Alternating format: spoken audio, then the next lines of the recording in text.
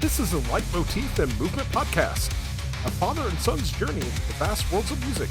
I am your host, Mike Ficklin, and joining me on this epic musical journey is my son, Michael Ficklin. This show is dedicated to the discussion of music and introducing Michael to music from the past and present. We discuss music mainly from the genres of rock, hard rock, and heavy metal.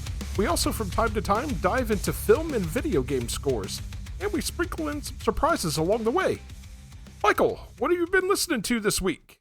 It's been another slow week for me, but I did listen to the new Periphery single. Yeah, that's called Mr. God. What'd you think about that?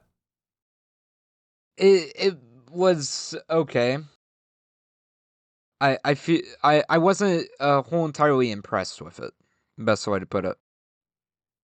Yeah, I want to hear it in context with the rest of the record.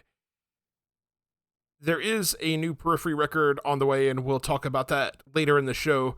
But I do want to hear this song in context with the rest of the record and see how it flows. See if it changes how I feel about it currently. I was a little underwhelmed by it too, but again, let's see how it is in context with the rest of the record. What else, Michael? That's it, other than the assignment. All right, then. Well, for me, I checked out the new record from Black Label Society titled Engines of Demolition. This is the 12th studio record from the Los Angeles-based heavy metal band, and the first one in 5 years. Zakk Wylde continues to show why he is so well regarded in the guitar and metal communities. This album is full of guitar hero fireworks and the sound of Zakk Wylde's gravelly vocals. At times, it almost feels like he channels the late Ozzy Osbourne in his vocal style. The chorus guitar riff and opener Name in Blood sounds a bit like the opening guitar riff to AC/DC's Hell's Bells. I love The Hand of Tomorrow's Grave. It channels some of that sludgy, groovy metal that late Pantera guitarist Dimebag Darrell Abbott was known for. In fact, this influence makes a lot of sense since Wylde was a part of the Pantera Celebration Tour, playing guitar for the band. Lord Humongous, Pedal to the Floor, and The Stranger go hard and are some of my favorite tracks on the record. They feature some killer guitar work from Wylde. The final track on the record is a ballad titled Ozzy and is a beautiful and fitting tribute to the late Ozzy Osbourne. For those that don't know, Zakk Wylde was one of the guitarists that played in Ozzy's band over the years, so Wylde was close with Ozzy and his family. Engines of Demolition is a really excellent listen. It gets a Pick of the Week nomination from me. Michael, I know you heard a little bit of that album when we were on a car ride together. Did you like any of what you heard? I did a decent amount. Does it make you want to listen to the whole thing? Yeah, I'll give it a shot. All right, you'll have to let us know what you think. I also checked out 30 Seconds to Mars, A Beautiful Lie 20th Anniversary Edition. Setting aside controversies and accusations about frontman Jared Leto, I did check out this re-release of A Beautiful Lie to see if it still holds up. I have to say this record still sounds great sonically. The mix sounds great, the production is slick and polished. Aside from the band's self-titled debut record, this is the only other record in their discography that I really enjoy. The band took the moody, artsy, and at times proggy sound of their first record and melded in some emo rock hooks and created one hell of a memorable record. There are 3 additional tracks from the original recording sessions, plus an acoustic version of The Kill. If I'm honest, none of these songs really adds anything to the experience. They're okay songs, but I can see why they were left on the cutting room floor. God's Eye is probably the standout of these bonus tracks. I do want to acknowledge that for some, especially Leto's alleged victims, there is no separating the art from the artist. From a purely musical perspective, it is a shame that Leto would gamble on tainting the legacy of the band by engaging in the activities he's accused of. It puts a dark specter over everything the band has done. I also checked out the new record from Green Carnation titled A Dark Poem Part 2, Sanguis. This is the 9th album from the Norwegian prog metal outfit and is the second part of the planned Dark Poem trilogy. The trilogy is inspired by the poem Ophelia by Arthur Rimbaud, which in turn is inspired by Shakespeare's Ophelia. Where the first part of the trilogy, The Shores of Melancholia, focuses on societal issues, the second part dives more into personal and introspective themes. The second act is far less heavy than the first. It's more melodic and melancholic. I'm going to give this a try. I hope I don't butcher it too bad. Singer Ketil Norris is simply outstanding on this album. His vocals have a gentleness and vulnerability to them. Opening track Sanguis opens with a keyboard sound that very much reminds me of Boston. In fact, the sound of the song seems very much inspired by 70s prog. The song is a bittersweet exploration of childhood, and Norris's vocals are suitably melancholic. There are a pair of beautifully written ballads in Loneliness Untold, Loneliness Unfold, and album closer Lunar Tale. My favorite song on the album, though, is Fire and Ice. This song has some of the highest highs on the record. The guitar work is phenomenal, and Norris's vocals soar. Even though the album clocks in at just 37 minutes, the band packs in as much emotion and beauty as they can.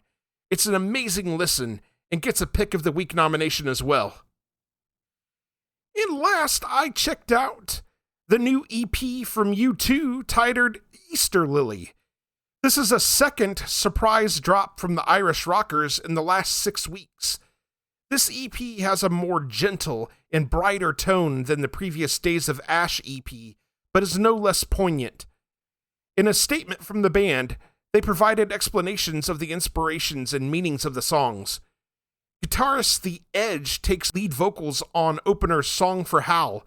The song was written for a friend of the band, musician Hal Wilner, who passed away 6 years ago.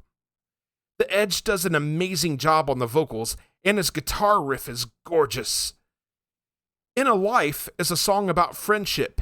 It's upbeat, hopeful, and positive. Scars finds the band expressing feelings of acceptance and encouragement. Resurrection Song is about taking a pilgrimage into the unknown with a lover or friend. I love the ethereal soundscape the band creates at the beginning of this song. It's powerful and moving. It becomes more of an upbeat pop rock song as it goes along, but still expresses a touching sentiment. Easter Parade is a devotional song celebrating new life, rebirth, and resurrection.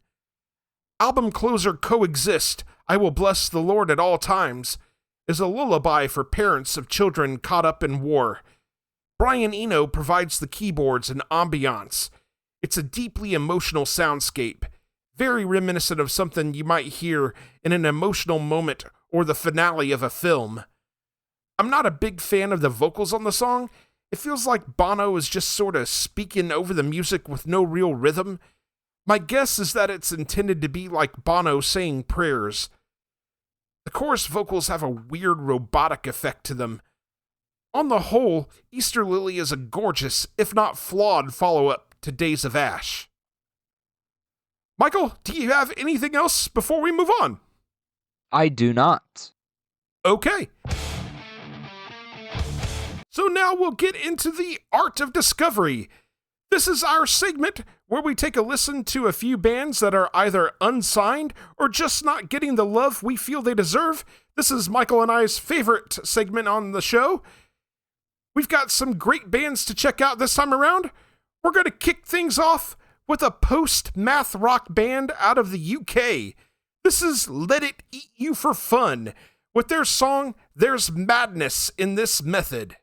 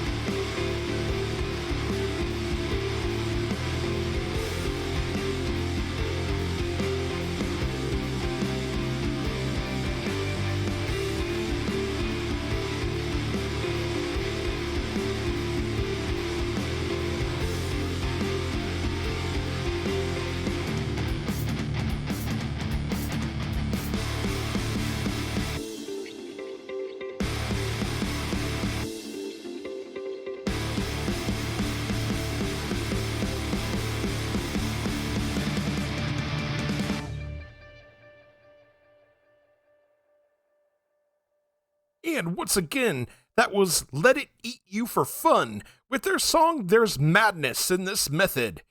That comes from their I Want to Fly the Plane EP. You can purchase their music from their Bandcamp page, letiteatyoufforfun.bandcamp.com. Michael, I freaking love that song, dude. It's amazing. So good. That was amazing. Yeah, dude. Their guitar work is absolutely phenomenal. Mm-hmm. Good stuff. Agreed. All right. Our next song comes from a gent prog metal band out of Portugal. This is OSSO with their song Voidborn.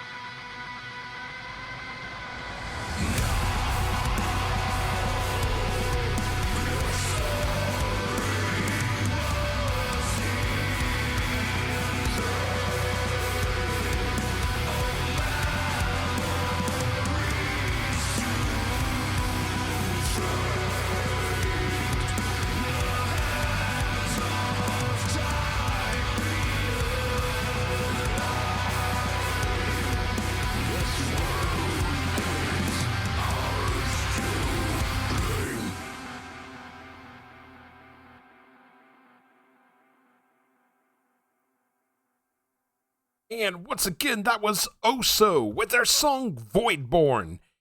You can purchase their music from their Bandcamp page, osso1.bandcamp.com. Michael, that song rocks, dude. It does. Brings the heavy. It does. Great tune. Agreed. All right. Our final song comes from a metal band out of California. This is Silent Vice with their song Temptress. So I'm performing again, my temptress. And I'm performing again and again and again and again.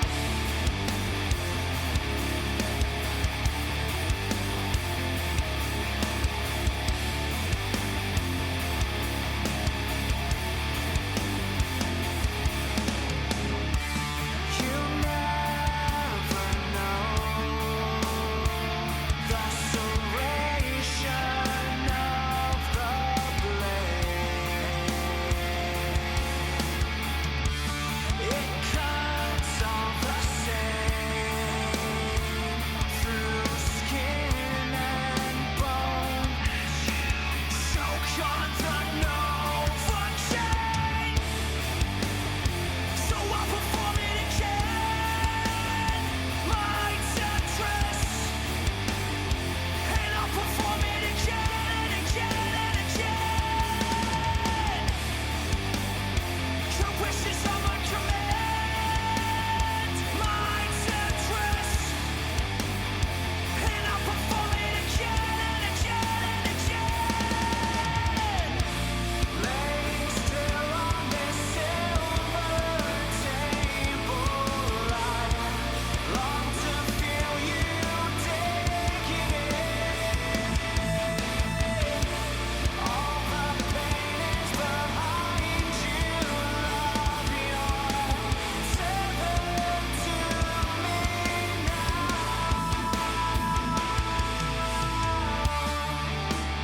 So I'm performing again, my temptress. And I'm performing again for you. So show me where to begin, like I sing. And I'm performing again, just for you.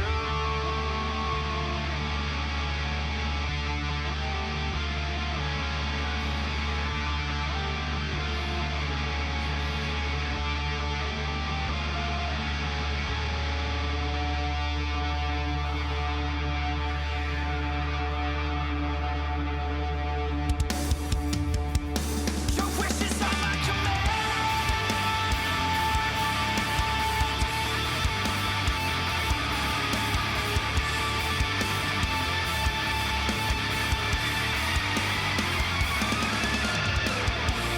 laying still on this silver table. I long to feel you taking it. All the pain is behind you, love. You're tethered to me now.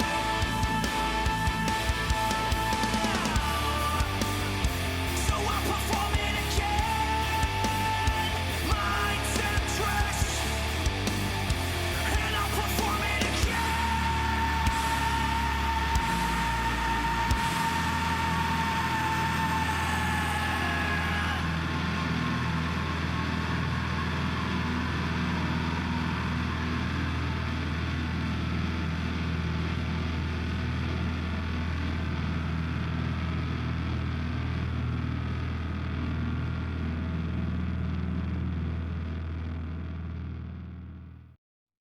And once again, that was Silent Vice with their song Temptress. You can purchase their music from the iTunes store. Michael, what'd you think about that? Amazing. Great song, right? Outstanding. Yes. Rocks hard. Agreed. All right, with that said, we want to thank all of the bands that we featured on this episode's Art of Discovery. If you would like to be featured on the Art of Discovery, feel free to reach out to us at lightmovepod@gmail.com or shoot us a message on one of our various social media accounts. If we enjoy what we hear, we would love to play a song on our show. All right, Michael, with that said, we're going to move into our main topic. This time, we're breaking down Nine Inch Nails' 1989 release, Pretty Hate Machine. Pretty Hate Machine was released by TVT Records on October 20th, 1989. Frontman Trent Reznor sang and performed most of the instruments, also producing the album alongside Keith LeBlanc, John Fryer, and Flood, with a few other contributors. Although the record was successful, reaching number 75 in the US and receiving highly favorable reviews from critics, Trent Reznor feuded with TVT over promotion of the album and eventually signed with Interscope Records. Pretty Hate Machine was later certified triple platinum by the RIAA, becoming one of the first independently released albums to do so, and was included on several lists of the best releases of the 1980s. In 2020, Rolling Stone ranked Pretty Hate Machine at number 453 on its 500 Greatest Albums of All Time list. Some fun bit of background, Michael. While working nights as a handyman and engineer at the Right Track Studio in Cleveland, Ohio, Trent Reznor used the studio downtime to record and develop his own music. Playing most of the keyboards, drum machines, guitars, and samplers himself, he recorded a demo. The sequencing was done on a Macintosh Plus. Reznor mainly used an Emax, Prophet VS, Oberheim Expander, and Mini Moog as synthesizers.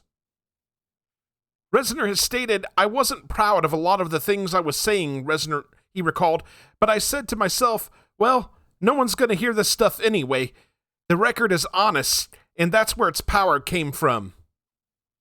As mentioned, Trent used an Emax, which was an early digital sampler. He discovered that the machine had a technical limitation. If you sampled a sound and then transposed it down several octaves, it created a distinctive high-end buzzing or digital aliasing.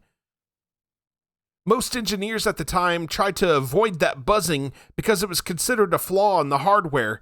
Trent loved it because it made the pretty synth sounds feel cold and mechanical, the literal machine in the title.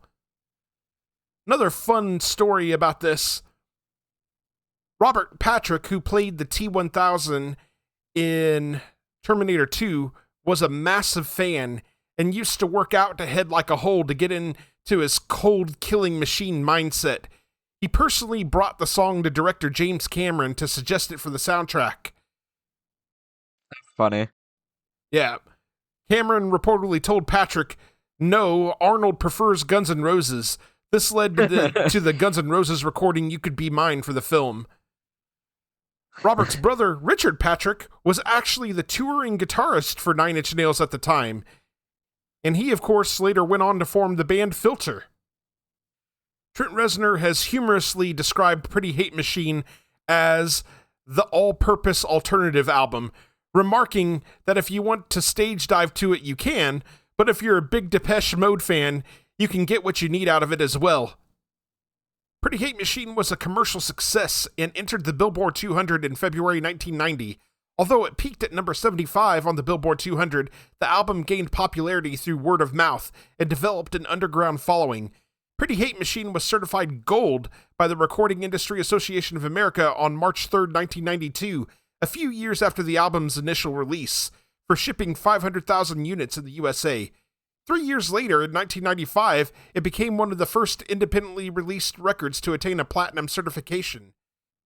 It eventually gained that triple platinum certification on March 12, 2003, with 3 million copies sold in the United States.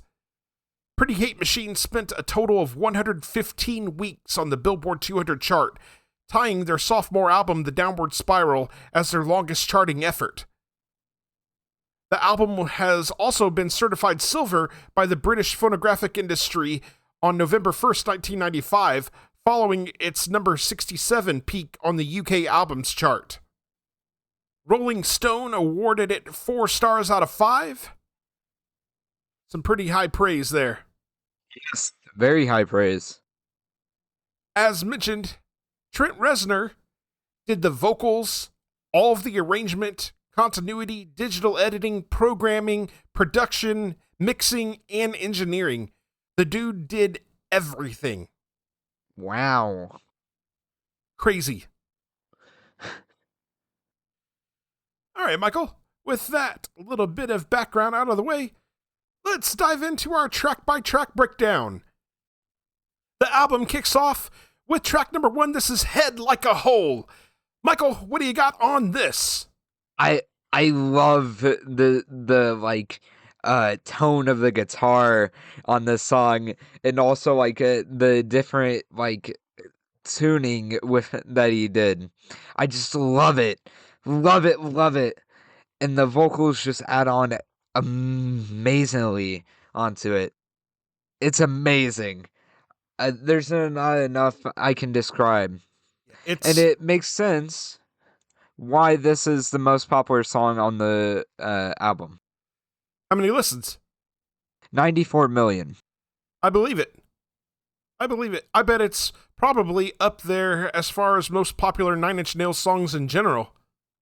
It is, let's see. Because Spotify can also be incorrect sometimes on it, how it ranks. It looks like it falls 4th.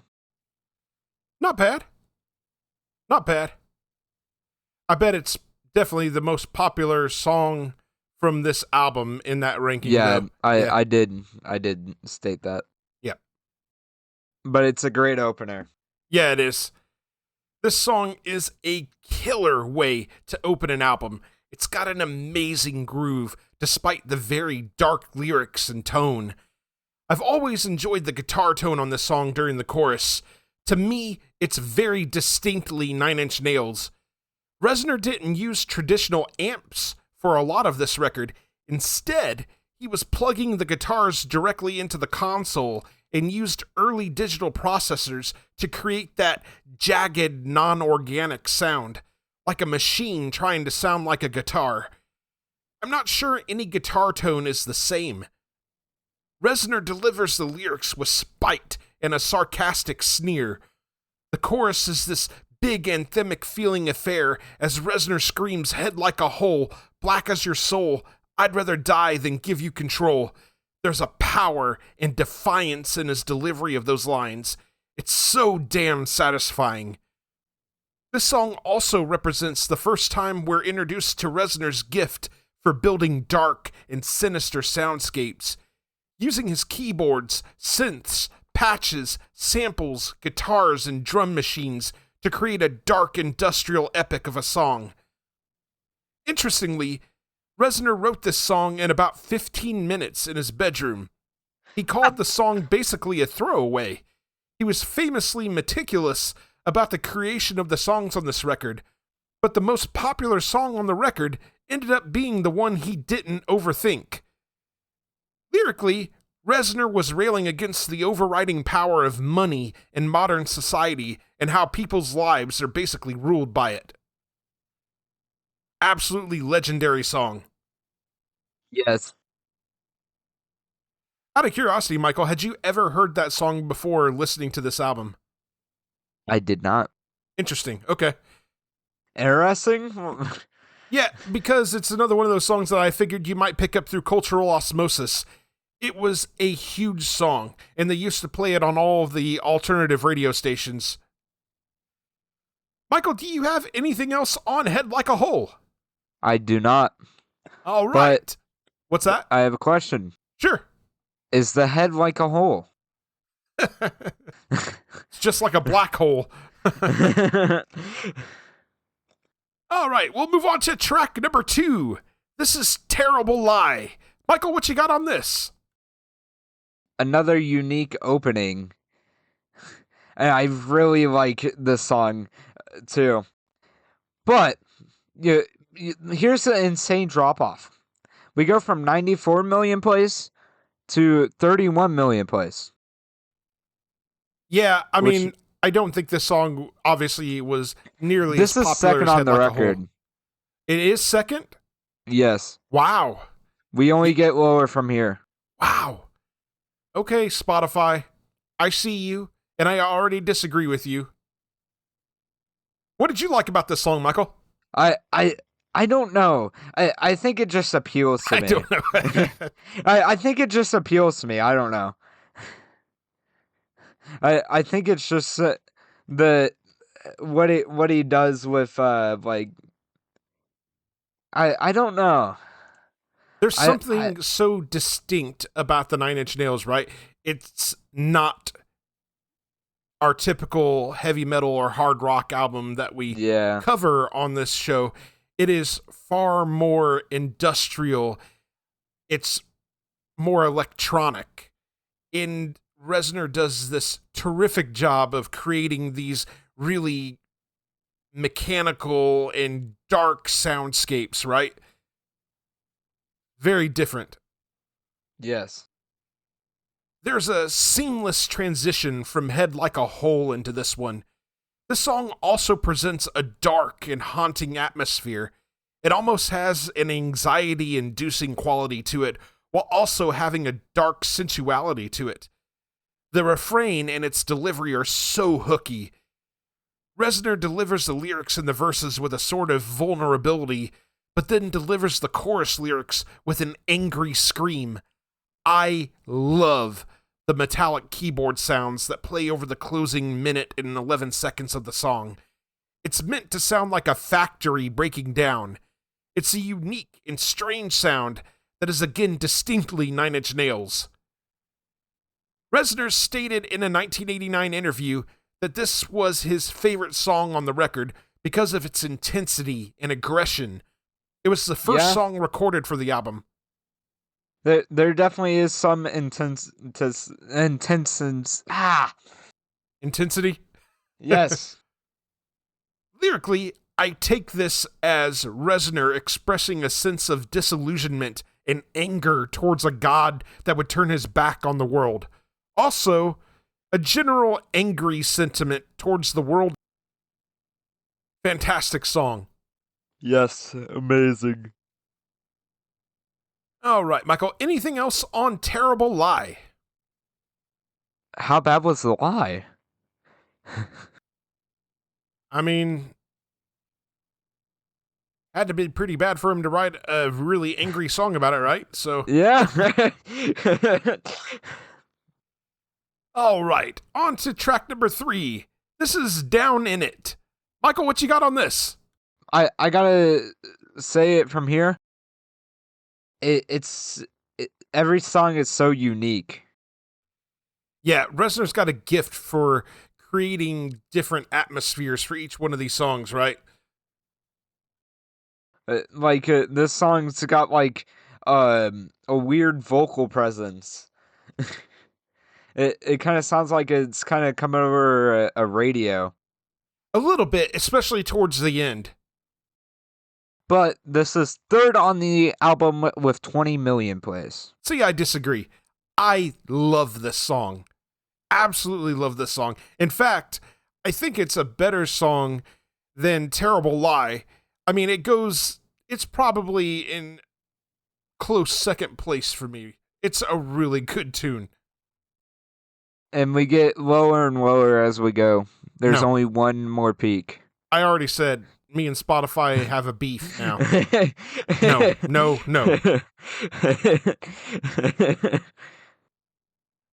What did you think about this one, Michael? I liked it. It's really unique. It compared to a lot of it's different than most of everything. Tell me that you don't find yourself singing along to the chorus, man. The chorus is so hooky. Him singing I was up above it, but now I'm down in it. It's it's such a memorable chorus. It's hooky as hell.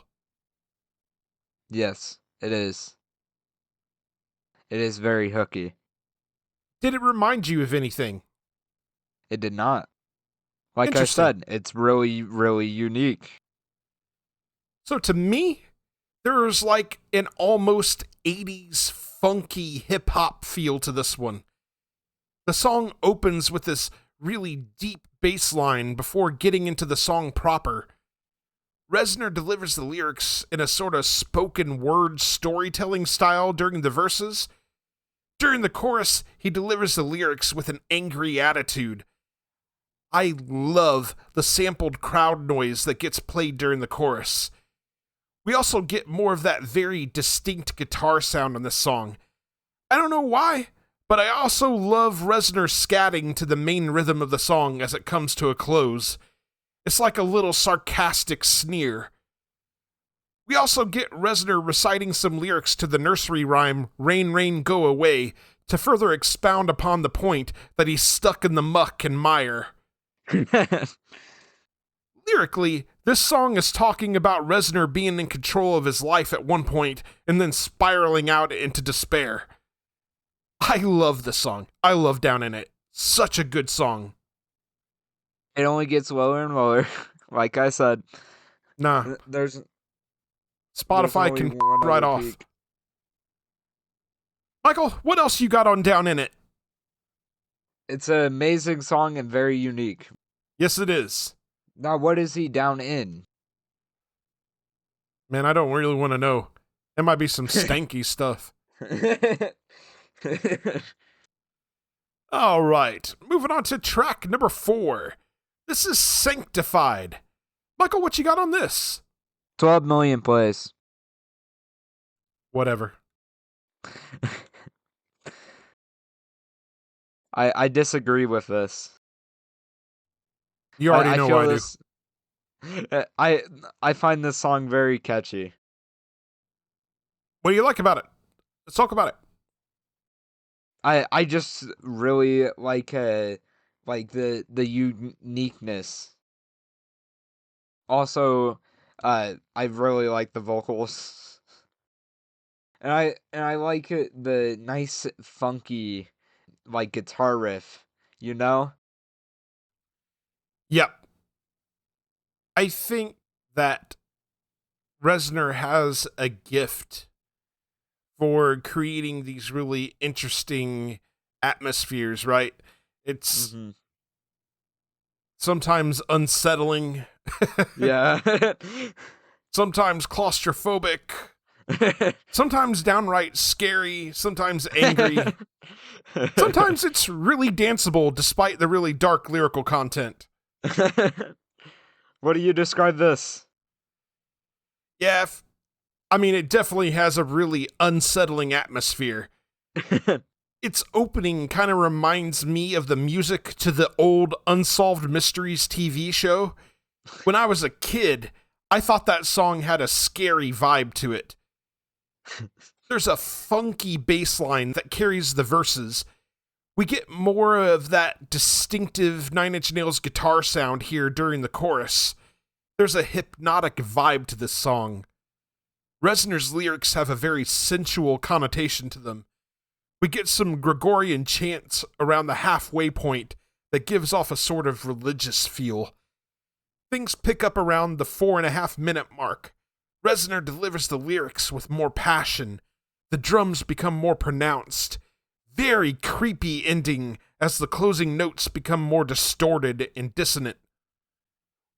Lyrically, I think this song is about struggling with addiction and obsession, perhaps with drugs or within a romantic relationship, yearning for release from this toxic relationship, cleansing oneself of it.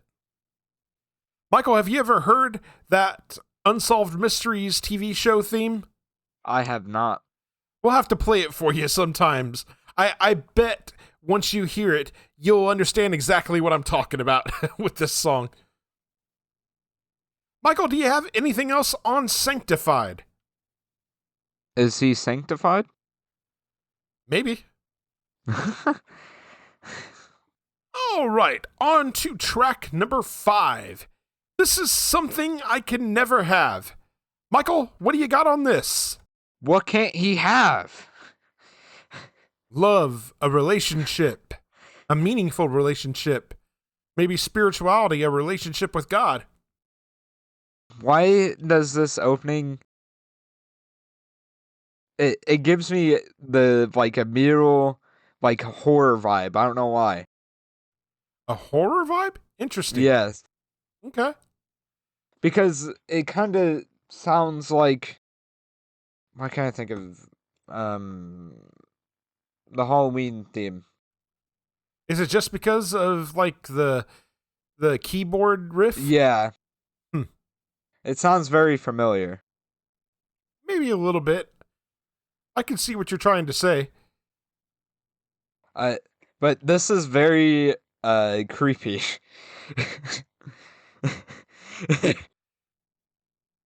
With the vocals and the instrumental work, you get the full creep vibe. See, I got a completely different vibe from this song. I'm getting creeped out. This is not the song I get creeped out by at all. What does Spotify say about this song? 16 million plays.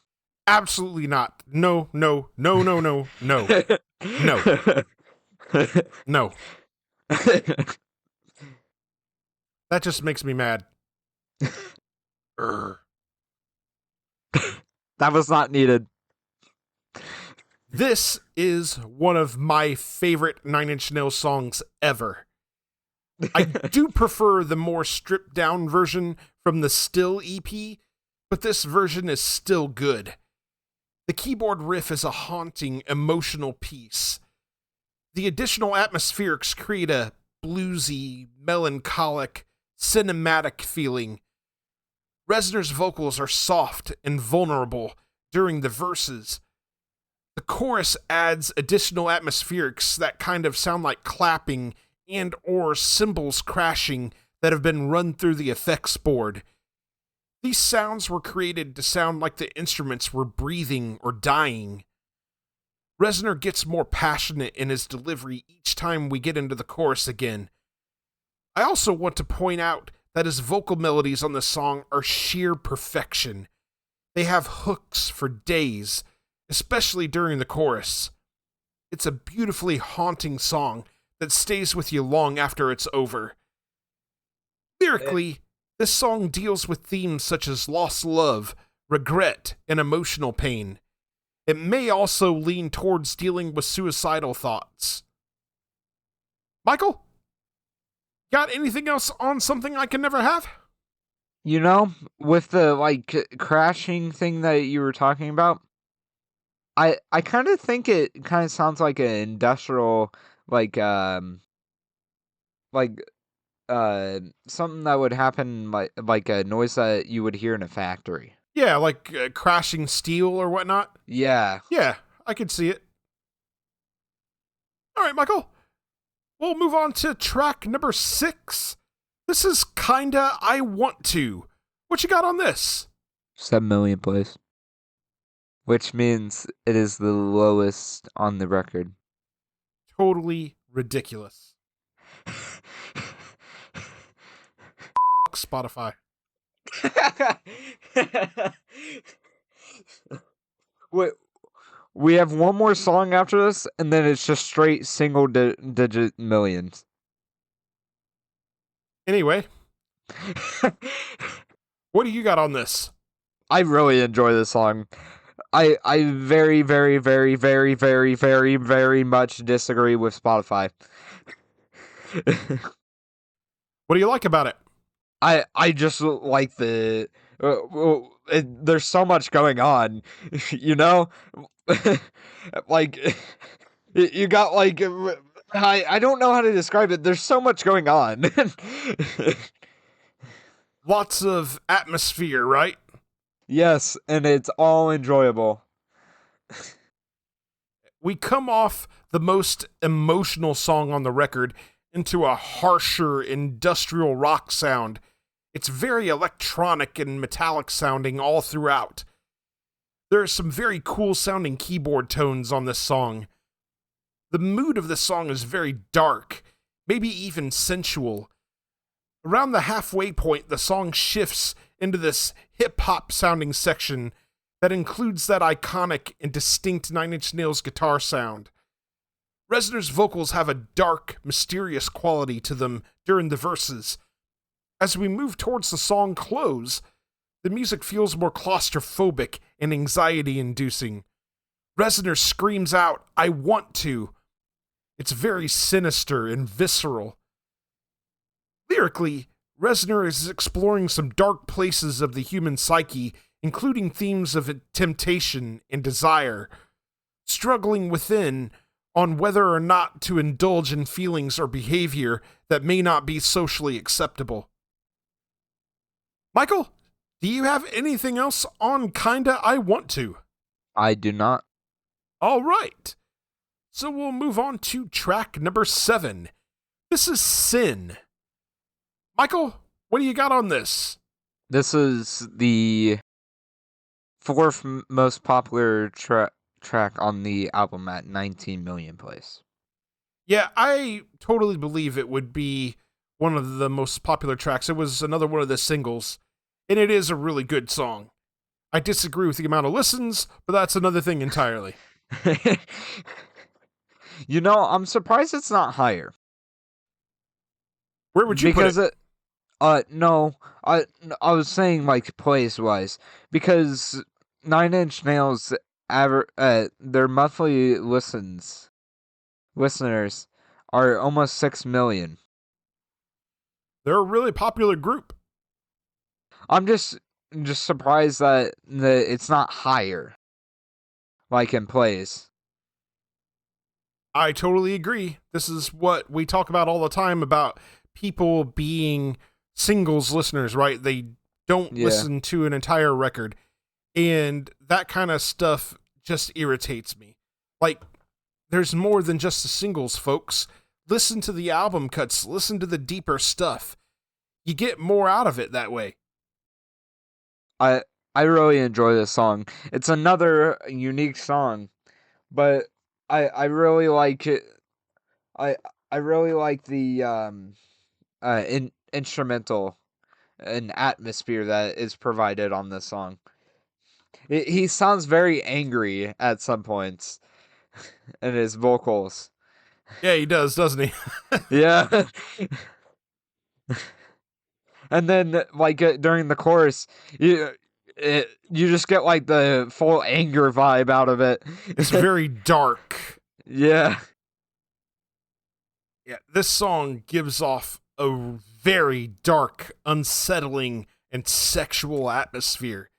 Even Reznor's lyrics... Yes. Even Reznor's lyrics seem to be loaded with sexual innuendo. I almost get the vibe that maybe Reznor's talking about being involved with a dominatrix. His delivery is passionate and has a sort of dark hunger in their tone. It's like he wants to be told what to do. He wants to be submissive. There's an intense, driving rhythm to this song. The bass line is very funky and helps make this song very danceable. It's dirty and even a bit erotic, but this is another favorite of mine on this record. Lyrically, I think this song is about anger, control, or a struggle for dominance and betrayal in a relationship. These are all extremely dark, raw, and intense emotions. Great tune. Agreed. Michael, do you have anything else on Sin? I do not. Okay. But what sin did he commit? A number of them. On to track number 8. This is That's What I Get. Michael, what you got on this? 8 million plays. No.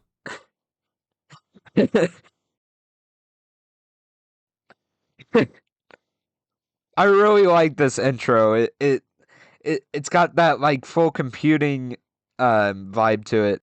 I really like that. And I like his vocals a lot. And I kind of like the pauses in between.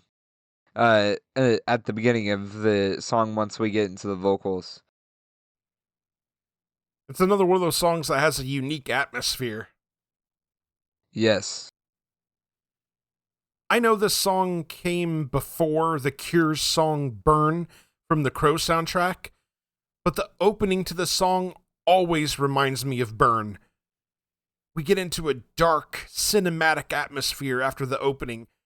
The music is less dense than other songs on the record, but no less intense. Reznor's vocals are full of pain and have a sense of vulnerability to them.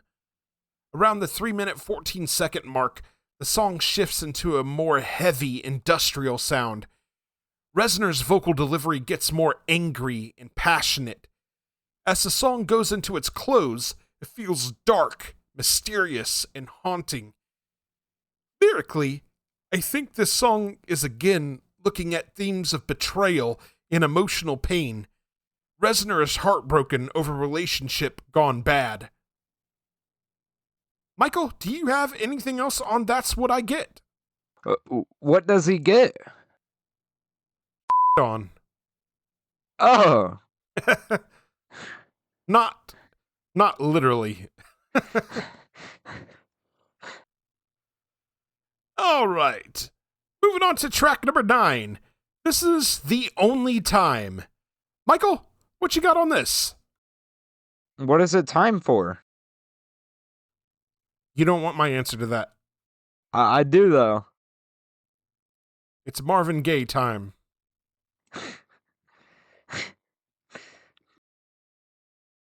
I figured out why there's a advisory on this song. For sure.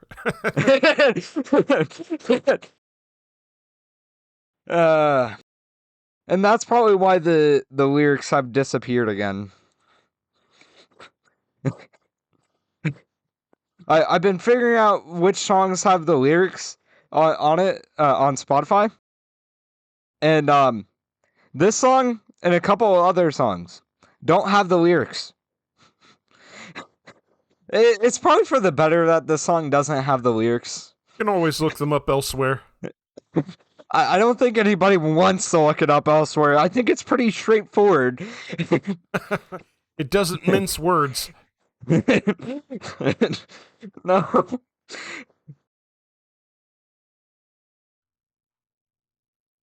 Did you like the song? Anything you like about it? I like the atmosphere and the instrumental. I won't go into the lyrics because it's a family-friendly show.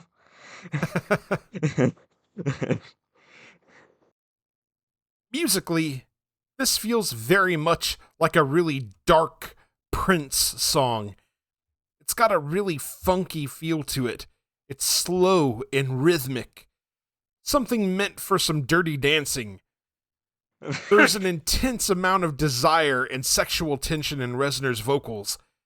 I feel like you'd hear this song playing in a dance club scene in a film where the primary characters are really grinding up on each other, leading them eventually to heading home into the bedroom. Okay.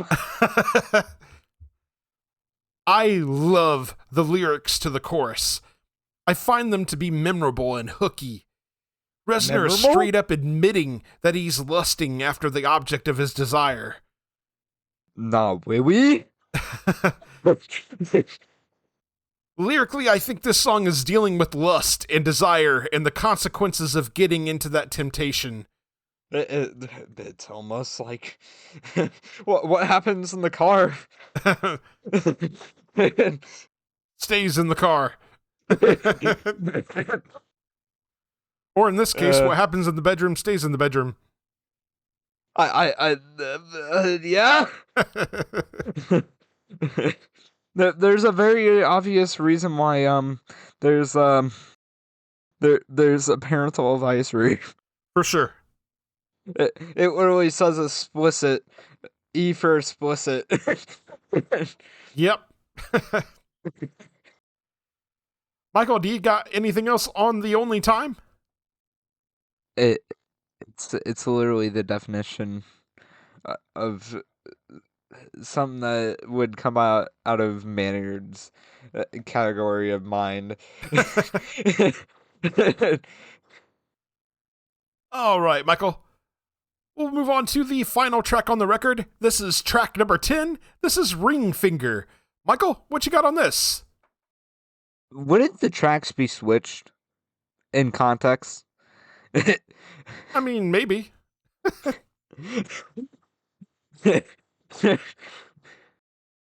uh, I like the I feel this is a very good ending. It's probably better that the tracks 9 and 10 do not get switched. What do you Even like about though- this one? I just like the atmosphere and instrumental. It's really hard to describe this music to people. It's better. It's like a darker listen. form of dance music. It's better to listen to than You do have to listen experience it. explained. Yeah, you do need to experience it. It's the best I can describe it is it's like a darker form of dance music with a bit of metal influence to it. It's I wouldn't funky say and there's- danceable, but it's still got these haunting atmospheres to it. Yeah, just a tiny bit haunting. Just an itsy bit. The sound of the keyboards as this song opens up is very 80s synthwave. It's a simple melody, but provides an infectious rhythm. The chorus provides a darker, more ominous feel. There's an air of mystery and the forbidden. There's some interesting changes in the song, including a breakdown around the 2-minute 8-second mark that includes what sounds like gunshots, then getting into a brief bit of guitar work before going back to the synthwave sound. The weird gunshot guitar section returns, with a little less than 2 minutes to go before the song shifts to something else. This includes a record scratching, additional synth work, and the guitar coming in and out. It's an intense way to finish the song out. Lyrically, I again think Reznor is towing the line between obsession and romance. Michael, do you have anything else on Ring Finger? Did he get a ring? Or maybe he put a ring on it? All right, Michael, that's going to take us to our final thoughts and our overall album ratings. Let's go ahead and get your final thoughts and your rating out of 5. I think this was very good. It's really, really unique, though, compared to a lot of stuff that we've listened to so far. It's a I good unique, think- though. Yeah.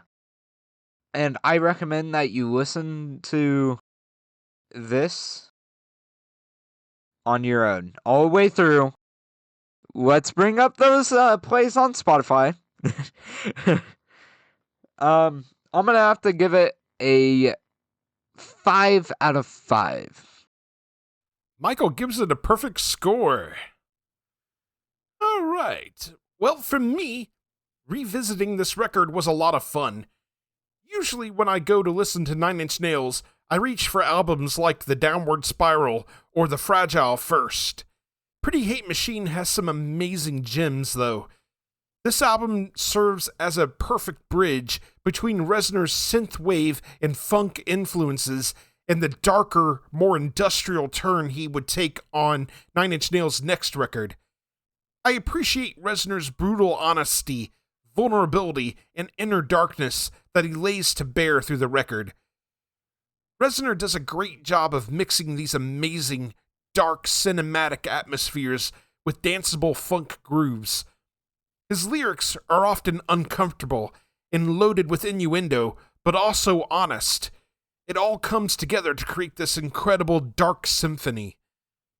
I give it a 4.5 out of 5. And that's going to take us to our question for the audience. What is your favorite track on Pretty Hate Machine, and why? All right, Michael, On to our next segment. This is Can't Wait. New music coming soon. I don't have anything over the next couple of weeks that's got my attention. I'm sure something's going to come out that I will listen to and be talking about on our next episode, but I don't have anything that immediately comes to mind. How about you? None. I can agree with you on what you recently announced, though. Well, let's get into that then. A couple of recently announced albums that I am stoked for. On April 24th, Pliny releases his new record, An Unnameable Desire. And on May 15th, Periphery has their new record, A Pale White Dot, on the way. We talked a little bit about their new single, Mr. God, which comes from A Pale White Dot.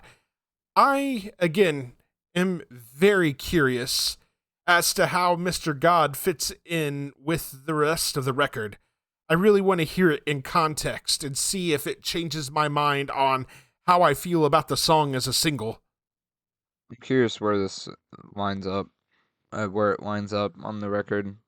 I saw it. I looked at it before. Of course, Spotify is weird. Well, phone time. Yeah, I don't think it's like the first track on the record. I think No, it it isn't. falls like in the middle somewhere. It's wrong band. It falls third. I think if I remember right, if I remember seeing correctly, this is going to be Periphery's shortest record outside of the EPs. It may be by time, but by songs, it is, I do believe, the tied with P1 or Periphery, just the self-titled record. There is some speculation that this might be a return to like the thematic albums like Juggernaut. So if that's what this is, it makes me even more excited for it. If the rumor is true that it's gonna be one of the shortest albums out of, would the Juggernaut albums be considered EPs? No. They're full records. Then it would be shorter than 39 minutes. Yep. Because Omega is at 39 minutes. Like I Clock's said, at I'm pretty sure 39 this is going to minutes. be the shortest Periphery record in terms of total time. But I am curious what's to come, so Me looking too. forward to hearing the whole thing. All right. We did not receive any listener feedback, so we'll move right along to our final segment. This is Michael's journey, discovering a song from the past. And this time, we're going to get Michael's thoughts on Soft Cell's Tainted Love. Tainted Love is a song that was originally composed by Ed Cobb, formerly of American group The Four Preps, which was originally recorded by Gloria Jones in 1964. In 1981, however, the song attained worldwide fame after being covered and reworked by British synth-pop duo Soft Cell for the album Non-Stop Erotic Cabaret. Soft Cell became aware of Tainted Love through its status as a UK Northern Soul hit. In 2010, DJ Ian Frank Dewhurst claimed he was the first person to play the song for Mark Almond, the vocalist for Soft Cell. Sometime after, Soft Cell began performing the song in their live set list, choosing it instead of Frankie Valli and the Four Seasons' The Night, a song that they would go on to record in 2003. Phonogram Records chose to release Tainted Love in 1981 as Soft Cell's second single. Their first was Memorabilia, which did not chart. The label's representatives implied that this single would be Soft Cell's final release on Some Bazaar if it did not sell. Following a performance on the BBC's Top of the Pops chart show, Tainted Love reached number 1 on the UK singles chart and was known as the best-selling single of 1981 in the UK until the official charts company recalculated the data in 2021, giving the title to Don't You Want Me by the Human League. Tainted Love had 1.05 million sales in the UK in 1981, with that total increasing to 1.35 million copies as of August 2017. In 2023, it was listed as the 59th best-selling single of all time in the UK. Tainted Love became a major hit in the US during the second British invasion, with the song spending a then record-breaking 43 weeks on the US Billboard Hot 100. On the US chart, dated January 16, 1982, the song entered the Billboard Hot 100 at number 90. It appeared to peak at number 64 and fell to number 100 on February 27. After spending a second week at number 100, it started climbing again. It took 19 weeks to crack the American Top 40 and reached number 8 during the summer of 1982. Wow. In 2013, Soft Cell's version of Tainted Love ranked at number 5 on VH1's 100 Greatest One-Hit Wonders of the 1980s. One-hit wonders. In 2015, the song was voted by the British public as the nation's 4th favorite 1980s number 1 in a poll for ITV. In 2022, Rolling Stone ranked Tainted Love number 170 with Where Did Our Love Go in their list of the 200 greatest dance songs of all time. And Michael, with that little bit of background out of the way, let's go ahead and get your thoughts. I already knew this song. I really enjoy this song. Now, I'm surprised this is a one-hit wonder. Happens more often than you think. I know it does happen pretty often, but it caught me off guard. So you had heard this before then? Yes. You know, I thought that this would be very apropos to put this song with Nine Inch Nails because you can kind of hear how this 80s synthwave sound kind of influenced Trent Reznor on the recording of Pretty Hate Machine. What do you think of the song? I like it a lot.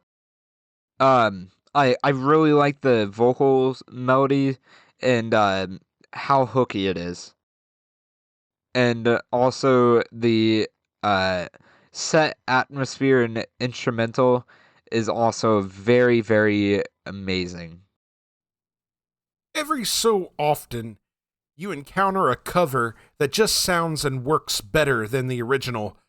Soft Cell's synthwave take on Tainted Love is legendary. The band's arrangement of the song is one of those things that, once you hear it, you don't forget it. You hear the opening notes, and you know exactly what it is. Musically, it has a very simple melody, but is so hooky. I love the ba-ba or synthesized clap stinger sound that comes in when the vocals pause. It's almost like a call and response, except it works between the vocals and the music instead of the lead singer and backup singers. Mark Allman's vocal performance is magical. It's done in a theatrical or cabaret style. There's a sense of desperation and sleaze. The vocal melodies he chooses are memorable and hooky. It allows you to catch on to the lyrics and becomes a fun sing-along. Michael, let's get your rating out of 5. Another classic. I give it a 5 out of 5. Perfect episode. Michael gives it 5 out of 5. All right, Michael. Up next on your journey, we're going to tackle Tesla's Love Song. And for our main topic on the next episode, we will be discussing Mastodon's 2004 release, Leviathan. And with that said, we want to hear from you. We will read your emails and messages on the show. We have only one request. Keep them clean. There are several ways to contact us. You can email us at lightmovepod@gmail.com. You can also reach us on several social media platforms, such as Facebook, Blue Sky, Instagram, and Threads. Details on how to connect with us are in the show notes. We are part of the SPDM Crew Podcast Network. Check out all of the podcasts on the network by visiting spdmcrew.com. If you like the show, subscribe to us on your favorite podcasting platform and share with your friends and family. We're available on Spotify, Apple Podcasts, iHeartRadio, and a variety of other platforms. We're also on YouTube. Can't find us on your chosen platform? Shoot us a message and let us know. Leave us a 5-star review on Apple Podcasts. This helps us be found in the algorithm. Make them good and we'll read them on the air. Are you in a band and you'd like for us to check you out and possibly drop a recommendation on the show?